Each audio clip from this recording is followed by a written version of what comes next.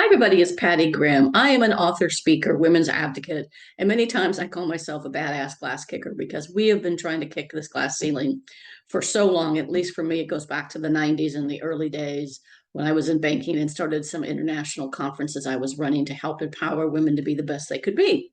So last week, I found an old Facebook video that I recorded and sent out to everybody when I wrote my book, Quiet Women Never Change History, Be Strong, Stand Up, Let's Go Kick Some Glass.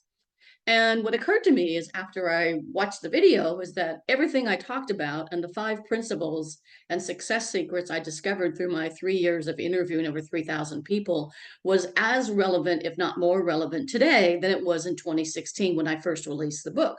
So I made a commitment that each week for the next 5 weeks, I'm going to talk about one of the five success secrets that I discovered interviewing over those 3,000 men and women leaders about what makes a great woman leader and what were the things they had in common. What were their success secrets? And so I'm going to share with you, I shared my screen in just a second, and I'm going to share with you some of my thoughts about these five principles. And specifically today, we're going to dive deep into principle number one. So the book actually is on Amazon. It is available on Amazon if you would like to purchase it. So just a little about me. I said I'm a women's advocate, and my mission in life is to make a difference and empower women and girls the best they can be and leave the world a better place today, tomorrow, and forever, not just for women, but for everybody. As we know from the research, when we have more women in leadership positions, the organizations are more productive, they have higher employee engagement, they have higher customer satisfaction, and they have a more sustainable, inclusive culture. What I do in my business is I empower mid-career women to go from burnout to breakthrough and from career stagnation to success with one of two programs that I offer.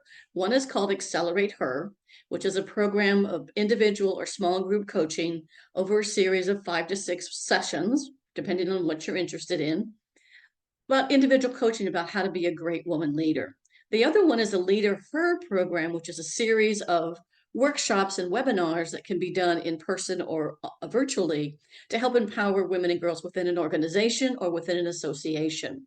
So here are the five success secrets, and we're going to focus on number one this week, and over the next 4 weeks, we'll do each one of these. So the first one I found was that all the women that were interviewed knew what their strengths were. They knew how to be strong and play to those strengths and find career and opportunities fit those strengths and to surround themselves with people who have strengths who are different than theirs. The second one, which will be next week, was all about standing up. In order to stand up, you need something to stand on, and I call that a personal leadership vision you can use to guide your career and life. The third one, which will be week 3, was all about standing up, being more valuable, being more visible, being more vocal, and enhancing and developing your confidence and overcoming imposter syndrome. Number 4, which probably should have been number 1, was put yourself on your for number 1 on your things to do list, which women tend to put ourselves aside and do everything for everybody else. What actually happened to me when I worked for a huge global international tech company for 15 years and I hit the wall. I went from rock star to rock bottom and found myself sitting on my bathroom floor trying to get up the energy to go to work to the job that I love. And the last one is pay it forward and leave the world a better place. So the first one is all about being strong and playing to those strengths. So how do you find what your strengths are? Well, the concept that people are born with a set of preferences goes back to Plato. He believed that people have a set of preferences for how they think, how they act, how they communicate, even the pace of their speech, how they make decisions, where they get their energy. That was fine-tuned by a gentleman named Dr. Carl Jung in the 1920s. Along came the mother-daughter team of Myers-Briggs. If you've ever taken a Myers-Briggs type indicator, an MBTI, you come out as a 4-letter word. That was the research they did after World War II. In the 1950s, the predictive index came out. I'm a certified predictive index partner, and I'm happy to walk you through that if you're interested in contacting me. Probably one of the most popular is something called DISC that we'll use today because it's easy to use and understand, and you can take a free assessment online to figure out what your natural preferences are and what happens under stress. Another popular one was the Marcus Buckingham Gallup work on Discover Your Strengths. All of those things have to do with a set of preference. And to demonstrate this, I'd like you to take out a pen or a pencil and find a piece of scratch paper and write your name, first, last name, right print, however you want to do it. Write your name 3 times with your natural dominant hand. So if you're right-handed, use your right-handed. If you're left-handed, use your left-handed. So write your name 3 times. Now, how did that feel? It felt natural. It felt comfortable. It was your preference. Can you work with your opposite hand? Absolutely. So now let's put the pen in your opposite hand, and let's write your name 3 times with that hand. How did that feel? Uncomfortable, stressful. You'd get a cramp in your shoulder if you did it too long. So there's no right or wrong with being left or right-handed. Just there's no right or wrong with your preferences. And to show this, I use this many times when I'm doing these workshops in person or virtually, is I'm going to have you look at the 4 birds on the slide and pick the bird that best represents you. Now think about the eagle in nature. They're fast, they're focused, they fly high, they go after something, they go back. Think about the peacock. They're creative, they're innovative, they're spontaneous, they're colorful. Think about the owl. They're wise, they're smart, they can see things in all directions. Think about the dove that represents peace and harmony. Which one best represents you, and what words would you use to describe your MO, right? Your modus operandi. When you see that on TV or in a crime podcast, it's always about someone's MO, which is their modus operandi, their standard mode of operating, which is their preferences. There's also a downside to our styles under stress. And sometimes it's fun to think of a motto or song. So what this looks at is these 4 dimensions, these 4 different words on the slide. The first one is direct. So your eagles and peacocks are going to be more direct. If you ask them, where do you want to go to dinner tonight? They're going to say, how about we go to Thai food? Because they're direct. Owls and doves are more indirect. If you ask an owl, where do you want to go to dinner tonight? They're probably going to say, let me look up the Yelp reviews and I'll get back to you. They need time to think. The dove will say, I don't know, where do you want to go? Because they don't want to hurt your feelings or offend you in some way, right? So a direct person is going to tell you and speak and then think, and an indirect person is going to think and then speak. And in many cases, this gets confused with extroversion and introversion. The direct people behaviorally appear to be more direct because they're more outgoing. They're more the ones in the meeting that are first to speak. They're more likely to speak directly if you ask them a question. They get their energy from outside, from getting that brainstorming sessions going.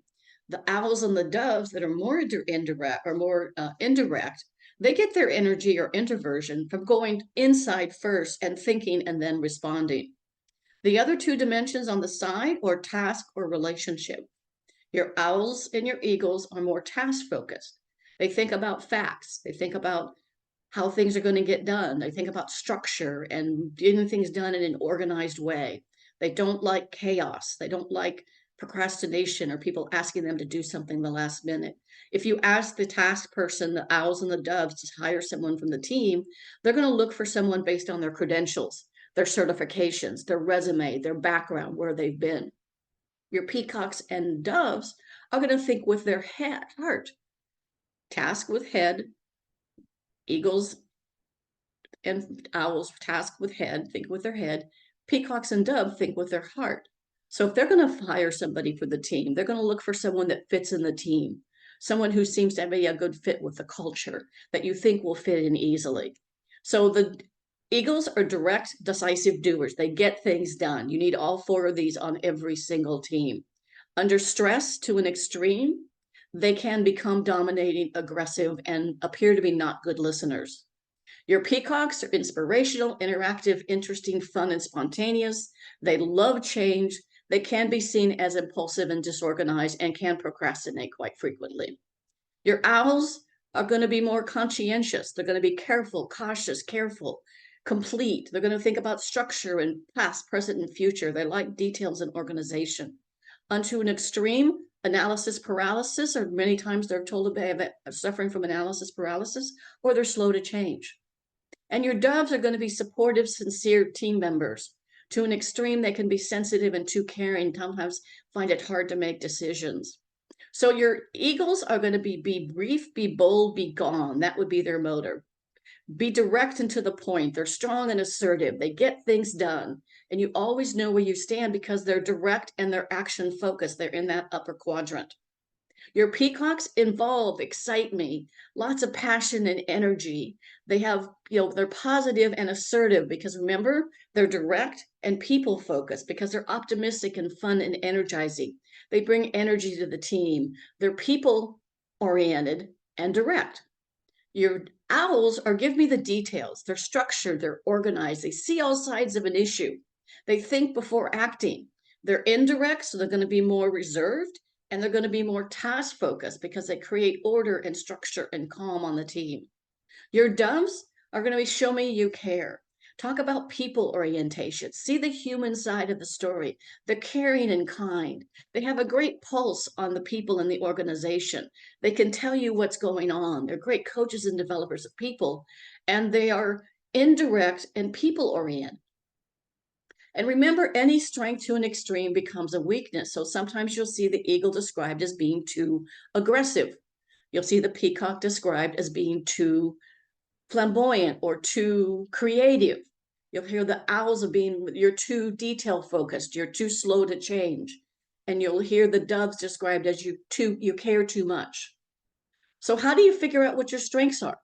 One, you can take a free DISC, D-I-S-C survey on the internet, and you'll get a profile back that says you are, in all 4 dimensions, it will show you your level. Like I come out as high peacock and relatively high eagle, then dove, and then owl. It'll also sometimes show you your strengths under an extreme and where you can kind of go awry or what happens under stress. Another option, if you don't want to take the questionnaire, which is kind of fun, is take a piece of paper or a notebook, and for about a week, every time, just put a line down the middle. On one side, write strengths, on the other side, write weaknesses. Anytime something makes you feel strong, energizes you, you find yourself doing it naturally when nobody's watching. It's just easy to do, like writing your name with your dominant hand. You're in your peak performance zone. You feel great when you're doing it, and it is a passion for you. That goes in your strength column. On the other side, the weaknesses, what is something that drains you, that just zaps your energy? You can write with your left hand, it's just as hard to do. And could you get better? Yes. But as soon as you were able to write with your dominant hand, you would go back because sometimes it's just uncomfortable. It's your stressor zone. It's simply not in your wheelhouse. It doesn't mean you can't do it. It just doesn't feel natural. So what? Find roles that fit your strength because it's going to boost your personal productivity. You're going to be far more confident, more effective. You'll be able to speak your mind. You'll be more productive. You'll get more done. Also, an important piece of being an effective woman leader is having high EQ or emotional intelligence. The concept by Daniel Goleman, probably 10, 15 years ago, maybe even 20, when he did research with people from ages 3 to 80 and analyzed whether someone with high IQ or someone with high EQ was more successful in life and advanced faster. And his research clearly showed people with high EQ. Understanding your strengths and understanding others is like practicing the golden rule. Step 1, treat people the way you want to be treated.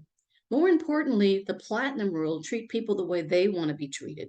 It improves relationships when you understand yourself, you have style flexibility, and you can improve relationship with your team members, your bosses, and your coworkers if you can speak their language and understand them. It improves client relationships. You can use this if you're talking to clients and you can understand whether they're an eagle, owl, dove, or a peacock. If they're an eagle, be brief and to the point, give them bullet points. If they're a peacock, be more creative and innovative and talk about how it's going to help them change or make a difference in the world because that's important to them. If an owl, state all the facts, the past, present, and future. If they're a dove, show them you care about the people side of the issue. And you'll be a better, more effective leader if you're able to do these things. So success in life comes in doing what you do, what you love, and doing it with passion, playing to those strengths, being who you are, and being able to feel comfortable in that. So we're making a difference by empowering women to be their best. My motto is women kicking glass. I say I'm a badass glass kicker. Here's my contact information if you want to reach out to me about either individual coaching or doing leadership training for some of your employees.